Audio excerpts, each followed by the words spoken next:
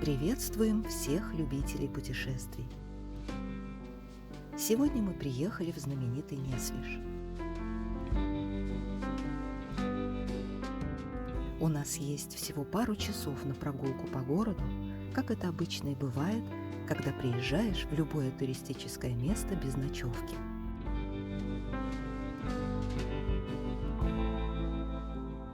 Мы покажем оптимальный маршрут, чтобы увидеть большинство знаковых объектов Несвижа и рассказать о них самое интересное.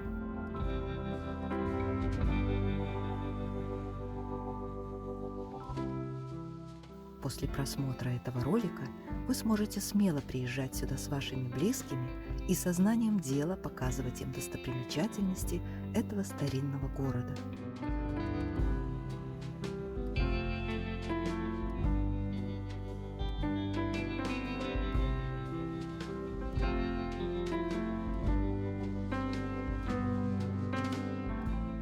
Ну а если вы не можете приехать, то тем более смотрите этот выпуск.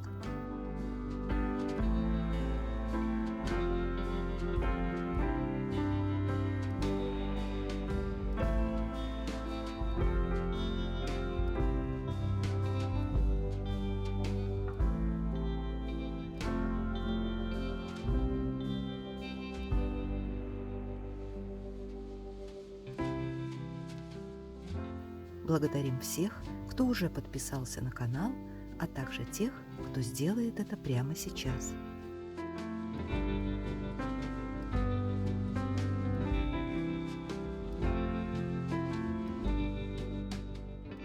Пора начинать.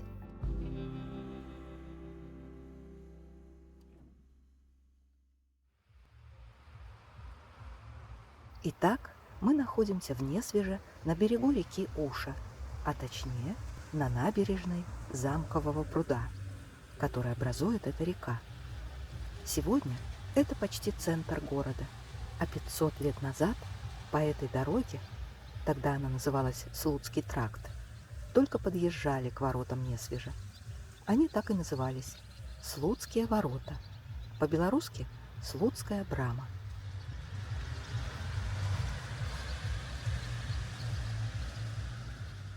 Металлическое ограждение украшено гербом Несвижа.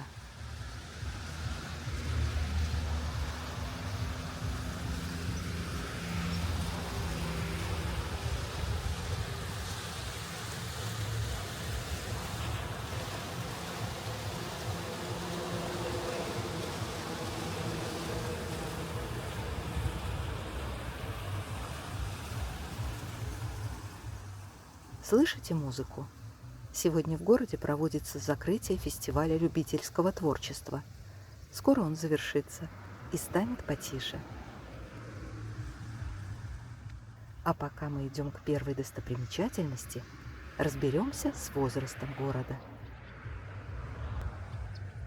Первым упоминанием Несвижа принято считать 1223 год. В летописях того времени описывается битва с татаро-монголами на реке Калке, на территории нынешней Украины. Упоминается князь Юрий Несвижский, который погиб в ходе сражения. Историки сделали простой вывод. Несвижский значит из Несвижа. Отсюда и появилась дата 1223 год, от которого и отсчитывают возраст города. Позже выяснилось, что тот Юрий Несвижский был, вероятно, из украинского города Несвич, и путаница произошла из-за схожего звучания и, возможно, написания имени. А местечко Несвиж упоминается только с 1446 года в связи с тем, что великий князь Казимир Ягеллончик передал его Миколаю Яну Немировичу, литовскому шляхтичу.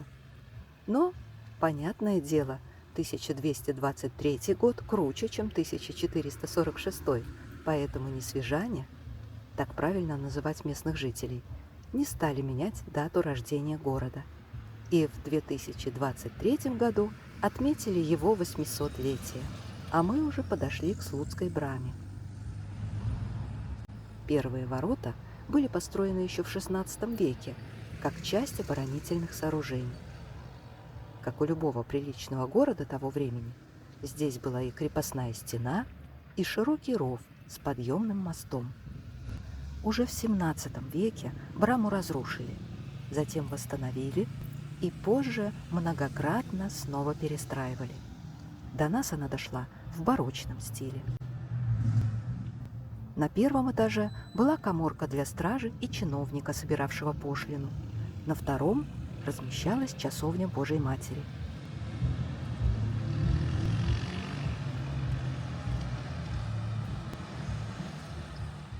От Брамы начинается улица Слуцкая.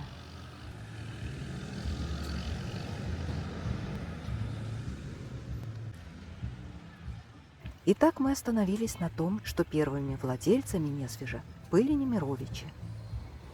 Примерно через 50 лет местечко перешло к богатейшему литовскому магнату Петру Кишке. А еще через 2 десятилетия Несвеж в качестве приданного перешел к Радзивиллам. Мы в сквере, где проводятся все городские мероприятия.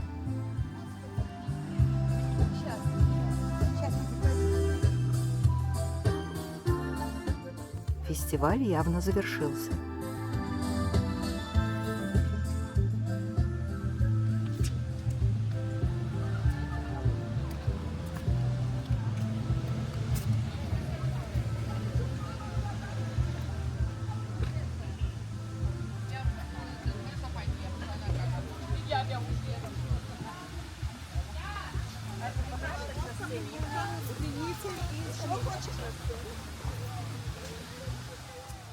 Впереди площадь с фонтаном. И здесь находится еще одна достопримечательность города, связанная уже с Радзивиллами.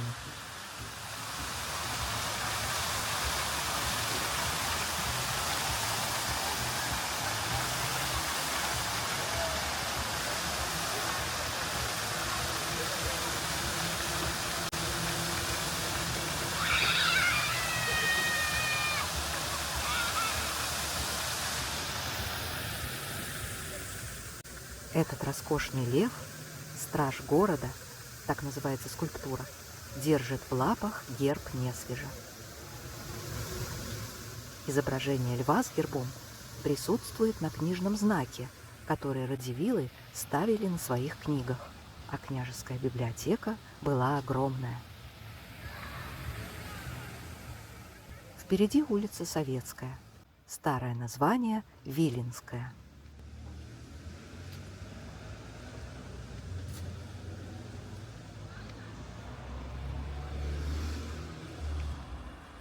Отсюда уже видно здание ратуши.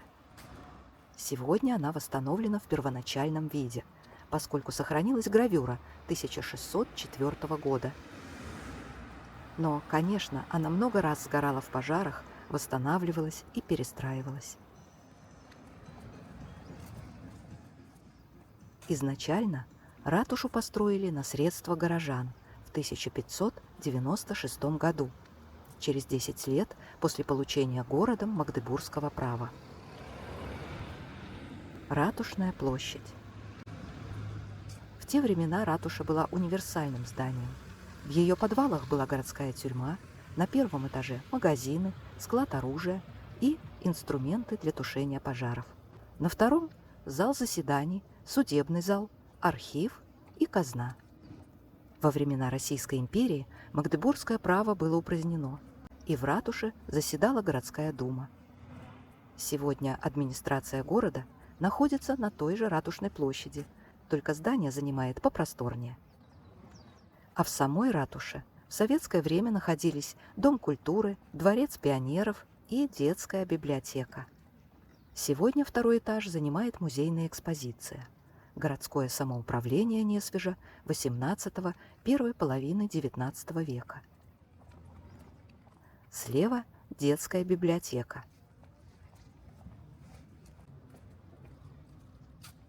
Улица Белорусская.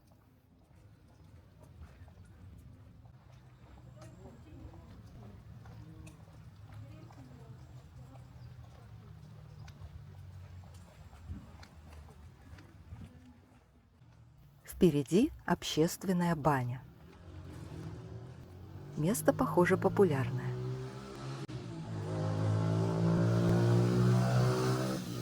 Улица Чкалова. По ней мы дойдем до монастыря Бенедиктинов, построенного в 1591 году на средства Евфимии Радзивилл, жены Николая Радзивилла-Сиротки. Это тот самый человек, благодаря которому Несвиж стал туристической жемчужиной Беларуси.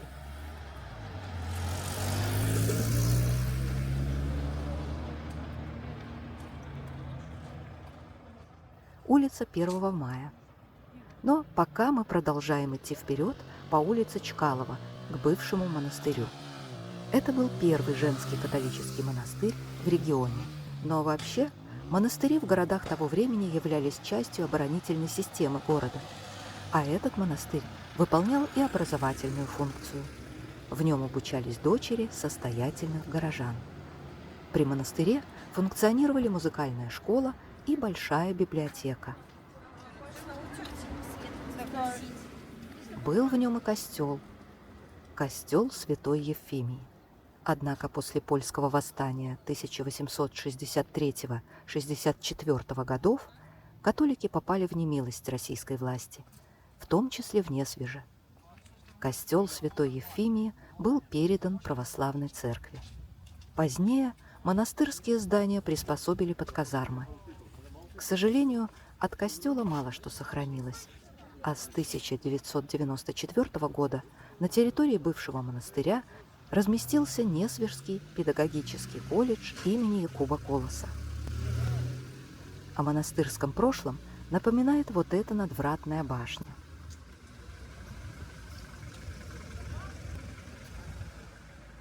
Вход на территорию колледжа воспрещен, а жаль, но мы все же заглянем.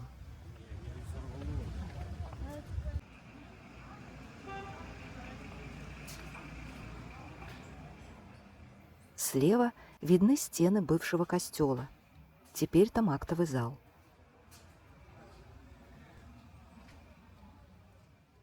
А монашеские кельи превратились в студенческое общежитие.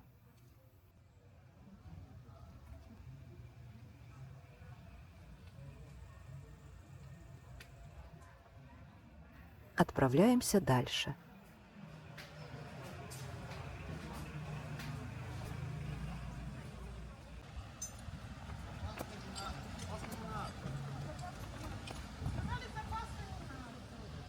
Кому-то не повезло, отвалилось колесо.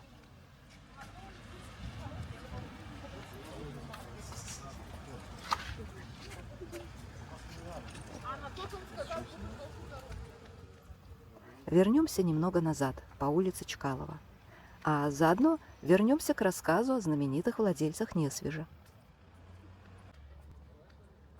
Поворачиваем налево на улицу 1 мая. Пройдем немного по частному сектору. Мы говорили, что Несвиж перешел к Радзивиллам в качестве приданного невесты, когда Анна из рода Кишек вышла замуж за Яна Радзивилла по прозвищу Бородатый. Было это в 1533 году, а через 50 лет уже его внук Николай Христофор Радзивилл-Сиротка превратит ничем не примечательное прежде местечко с деревянными постройками в европейский каменный город с замечательной архитектурой. Именно Сиротка добился получения Несвижем магдебургского права. И при нем здесь начали строить ратушу, затем величественный костел, монастырь, другие каменные сооружения в городе и, наконец, замок.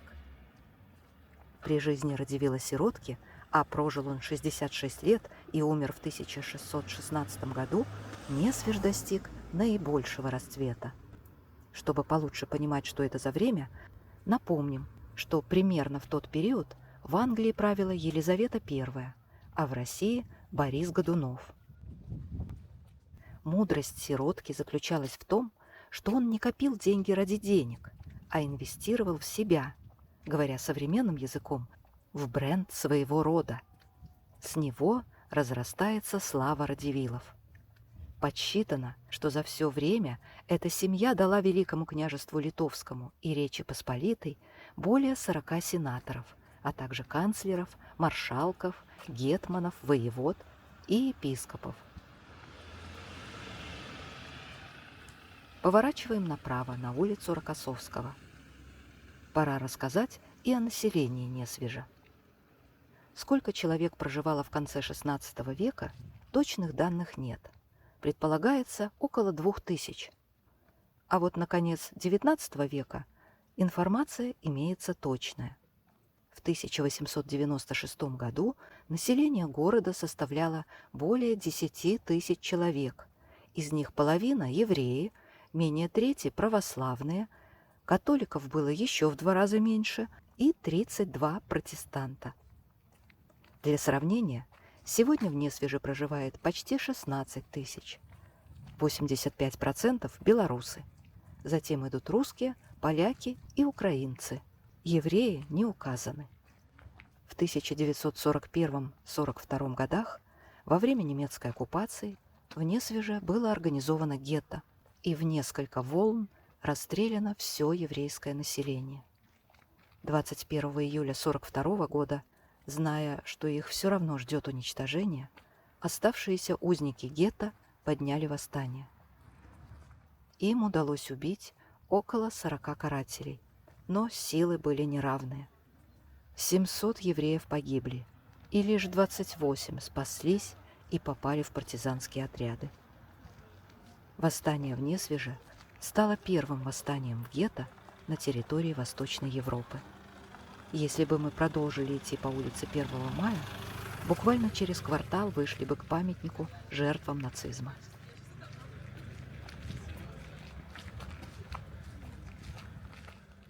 Ну а мы возвращаемся к Ратушной площади через обычные дворики местных пятиэтажек между улицами Рокоссовского и Карла Липкнехта. За домом номер 2 поворачиваем направо и подходим к так называемому дому ремесленника. Каменный жилой дом был возведен в 1721 году. Кто владел им, неизвестно. Это мог быть купец или ремесленник. Понятно, что такой дом мог построить лишь зажиточный человек. На первом каменном этаже, скорее всего, располагались складские помещения и магазин, а на втором, деревянном, жилые комнаты. В начале 90-х годов прошлого века здание реконструировали, и до 2015 года в нем находилась детская библиотека. Сейчас здесь размещается детская художественная школа. Это единственный сохранившийся в Беларуси пример городского жилья со своеобразным фасадом. Так строили в начале XVIII века. Перед нами торговые ряды. На 52 каменные ячейки-лавочки. По-нашему торговые точки. Их строили одновременно с ратушей. Но изначально торговые ряды были только с 2 сторон. Достроили их в форме буквы «П» уже в XVIII веке. Образовался внутренний дворик, и лавки изначально были открыты именно внутрь. В 1836 году большой пожар уничтожил около 100 домов в центре города, а ратуша лишилась верхних ярусов башни. Восстановили башню с часами только в 1990-х годах.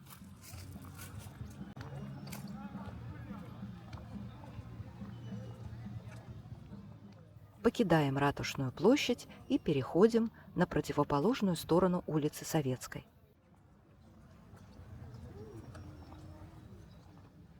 Это продолжение улицы Чкалова.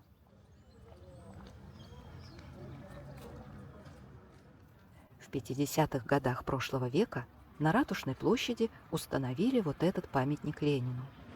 Однако при реконструкции ратуши он оказался лишним. Уничтожать не стали, а перенесли дедушку в тенечек. Теперь вождь словно приглашает обернуться и посмотреть на ратушу. Кстати, самую старую в Беларуси.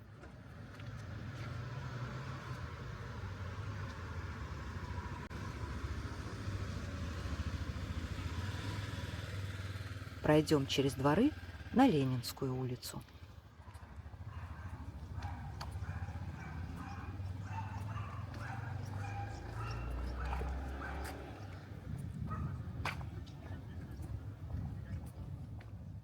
местная фауна.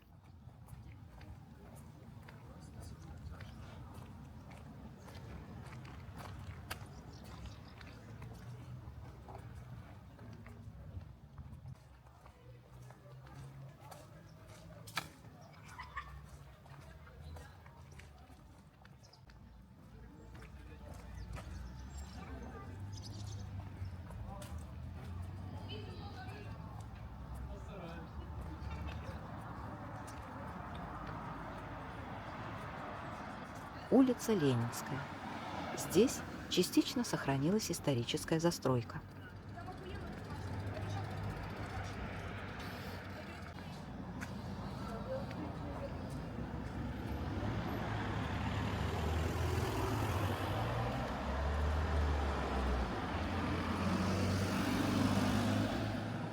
Вот пример красивого старинного домика.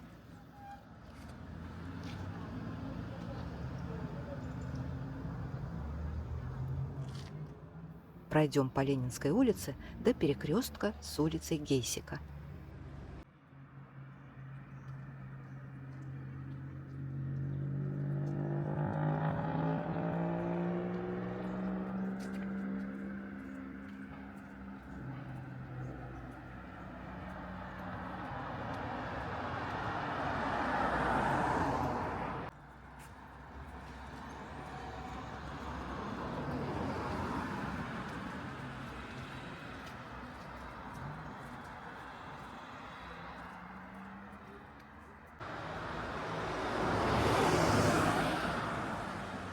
Поворачиваем направо, на улицу Гейсика.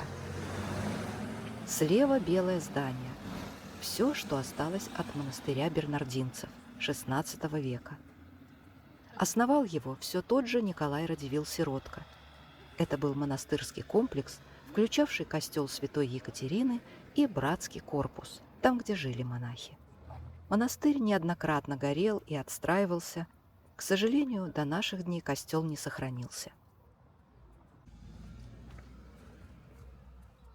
Улица Гейсика ведет нас к замковой башне и фарному костелу. Замковая башня была построена в XVI веке. Она и Слуцкая брама – два элемента городских укреплений, которые дошли до наших дней. Сейчас башня выполняет роль колокольни костела. Его мы видим справа.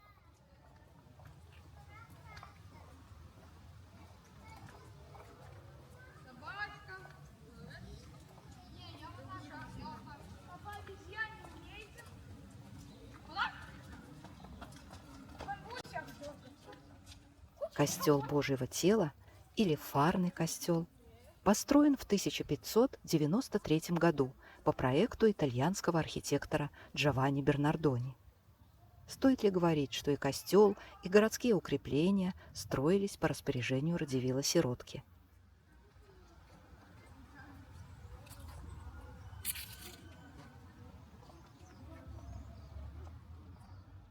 Переходим улицу Мицкевича.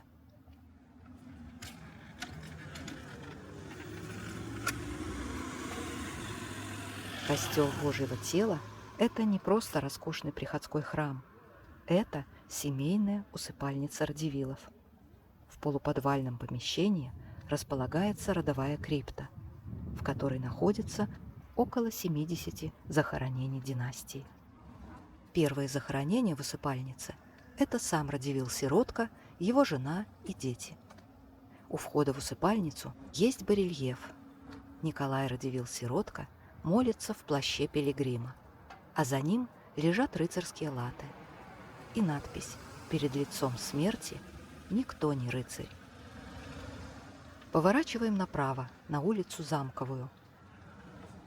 Стоит отметить, что в то время Несвежская крипта – это была третья семейная усыпальница в Европе после усыпальниц Бурбонов во Франции и Габсбургов в Австрии.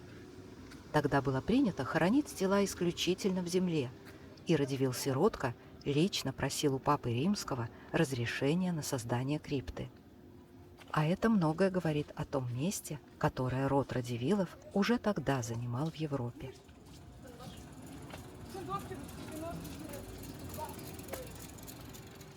А мы тем временем подошли к главным воротам, украшенным гербами Радивилов, через которые мы попадаем на территорию дворцово-паркового ансамбля «Несвежский замок». Кстати, билеты в замок можно приобрести в информационно-кассовом центре перед воротами. Это если вы собираетесь походить по роскошным залам самого замка. Обращаю внимание, что билеты продаются не только в инфоцентре, но и на входе в сам замок.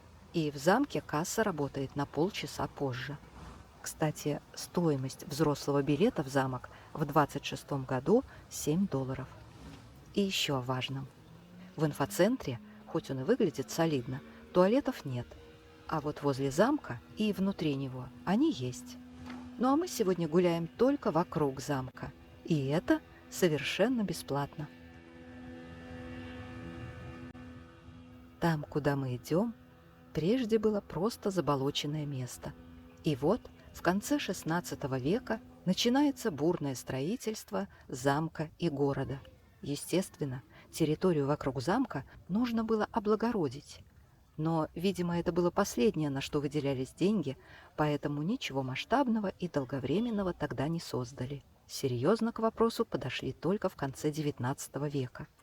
И все благодаря Марии Доротее де Кастелян, супруге тогдашнего владельца замка Антония Вильгельма Радивилла.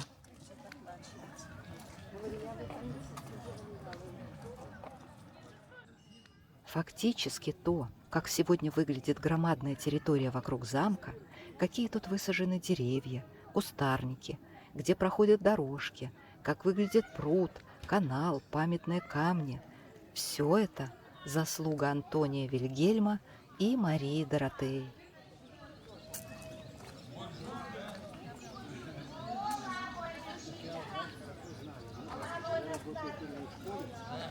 Александр Егорович. А как же нам Женьку подхватить, а? О, помашите.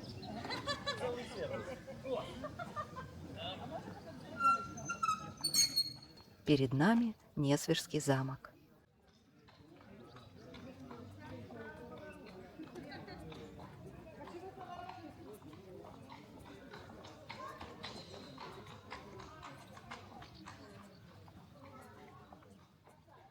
Мост через глубокий ров ведет к парадным воротам.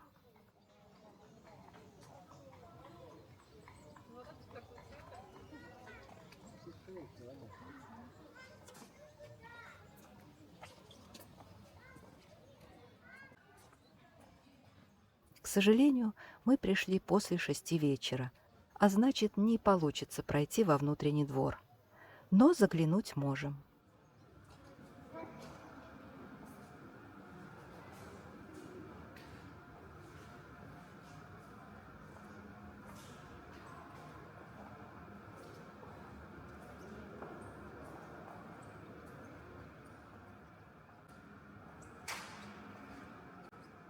Сегодня мы видим замок таким, каким его перестроил в первой половине XVIII века Михаил Казимир Радивил Рыбонько.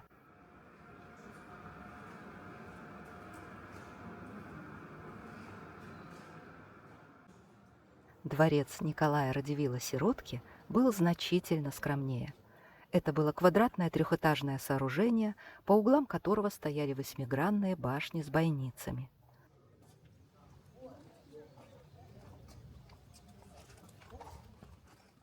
На самом деле строительство и перестройка дворцово-замкового ансамбля велась почти постоянно с XVI по XIX века.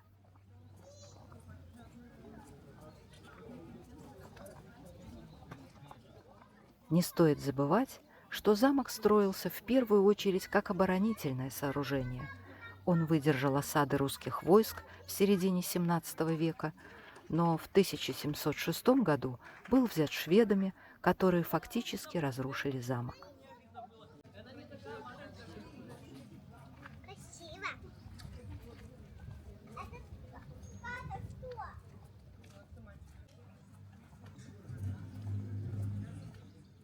Это местный бассейн.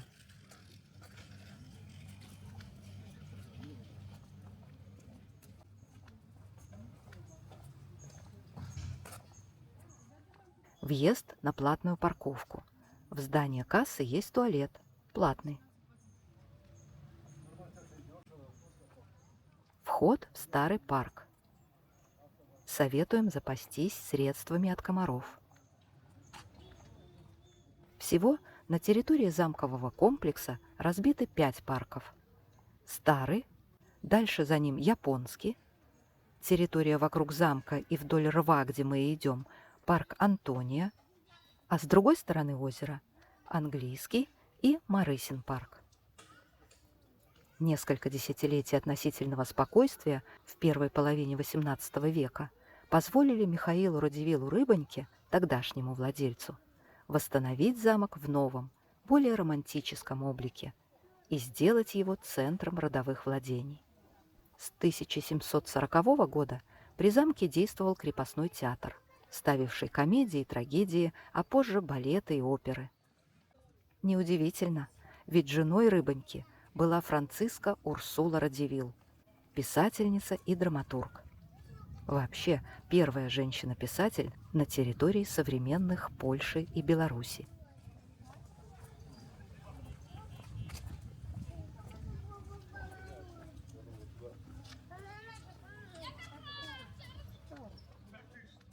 Эта дорожка ведет к пляжу на противоположной стороне озера. По ней можно дойти до сторожки и вторых ворот парка. А мы продолжаем идти вокруг замка. Во второй половине XVIII века замок снова неоднократно осаждали русские войска. После событий 1812 года он простоял в запущенном состоянии до 1875 года, когда уже упомянутые нами князь Антоний Радзивилл и Мария Доротея де Кастелян начали масштабные реставрационные работы. Сюда были возвращены разбросанные по всей Европе богатейшие коллекции Радзивиллов. Картины, оружие, архив. Одновременно велись работы по созданию паркового ансамбля вокруг замка. В марте 1913 года Радзивиллы успели широко отметить 400-летие своего нахождения в Несвеже. А затем началась Первая мировая война. В замке в этот период размещался военный лазарет.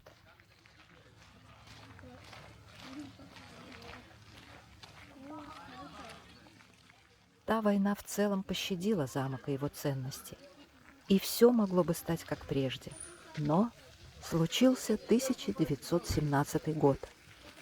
Советская власть была установлена в Несвеже 29 октября, и Радзивиллы были вынуждены покинуть город.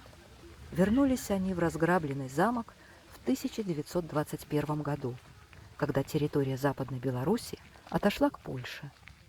И снова династия взялась восстанавливать свое родовое гнездо.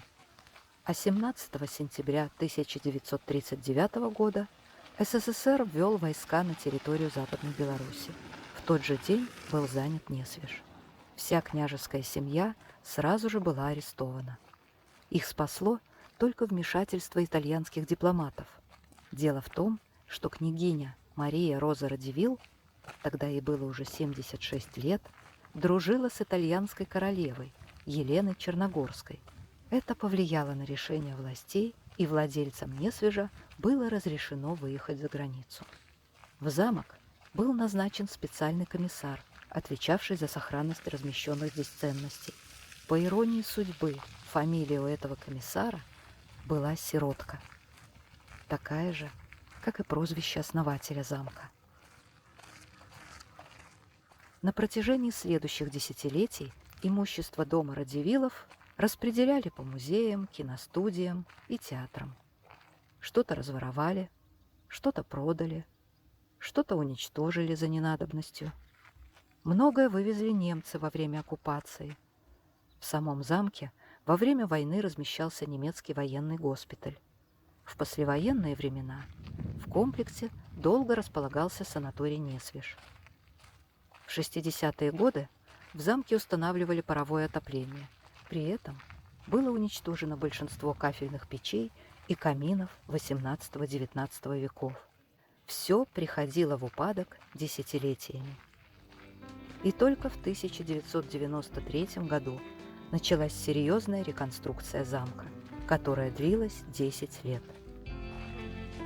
Конечно, это не музей династии Радивилов. Туристы видят образцы дворцовой архитектуры и интерьеров некой резиденции периода XVI – начала XX веков.